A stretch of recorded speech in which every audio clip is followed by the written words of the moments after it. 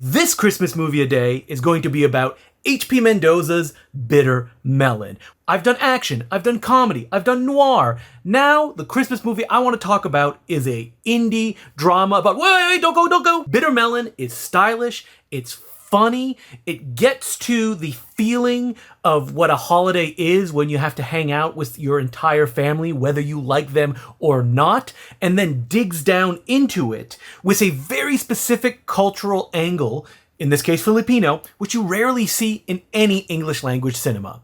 But before I talk about the movie, I want to take a step back and kind of explain how I got to seeing this film. Because when I was a kid, one of my greatest joys was going through the used bins at Rogers Video, which is a Canadian chain of DVDs where you could rent them back in the day. Basically like a competitor to Blockbuster in Canada.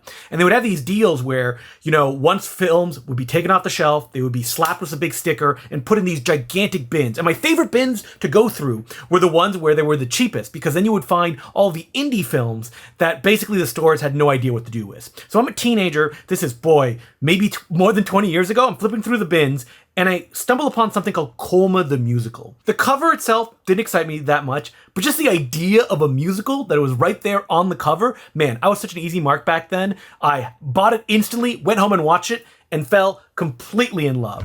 Wish I had a car, 'cause where you are ain't very far where Colma stays. Colma the Musical co-stars, I believe it was co-written, and the music was written by H.P. Mendoza. It's like no budget, shot on mini DV, musical with the catchiest of songs, and just a kind of tonal control that you rarely see in indie cinema. I don't mean that it has the same tone, but that it's willing to take the chances and go up and comedic and sad and broad and then very specific.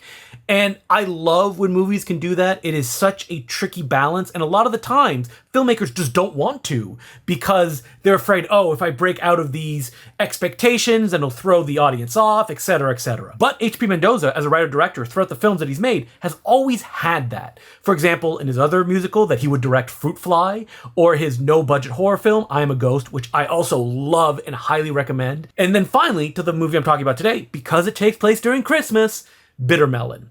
The plot of this movie is that it's Christmas, the family's gathering, it's a bunch of brothers, sisters, cousins, the kind of people that you don't see that much anymore, even though maybe that you spent a lot of your childhood interacting with them, getting together for the big Christmas dinner, and there's just one guy in the family, and he sucks. He is seemingly abusive toward his wife, all the attention's around him, and if he gets drunk, stay out of his way. And it gets so bad in this movie that one of his family members decides, what if we just killed him?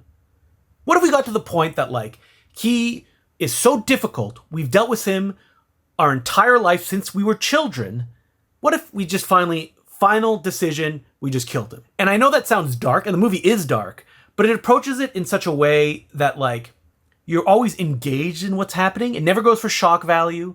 This movie never tries to be can you believe I just did that? It's always taking you for the ride that it wants to take you, never losing control. Films can be emotionally satisfying if they go in directions that you don't expect, but then when you think about it, you're that emotionally makes sense based on everything that we saw before. So Bitter Melon, yes, it is an indie drama, which I know comes with its own baggage, but again, funny, fast. No movie like this really exists in English, so go check it out. It's super available. It's on Tubi. When I showed it during one of my holiday movie Mind Melters, it was a huge hit. People were saying, this is how my family feels during the holiday season. People love the kind of tonal whiplash. And I say this in the most positive way that it has. And I don't think enough people have seen it. It has sub 600 logs on Letterboxd. That is unacceptable. And it just goes to show that you can make a great movie and it doesn't get the attention that it deserves. And I think that H.P. Mendoza, go see all the other movies that he worked on before, Colma the Musical, which he didn't direct, but he had a big creative part in, Fruit Fly, I Am a Ghost, The Secret Art of Human Flight.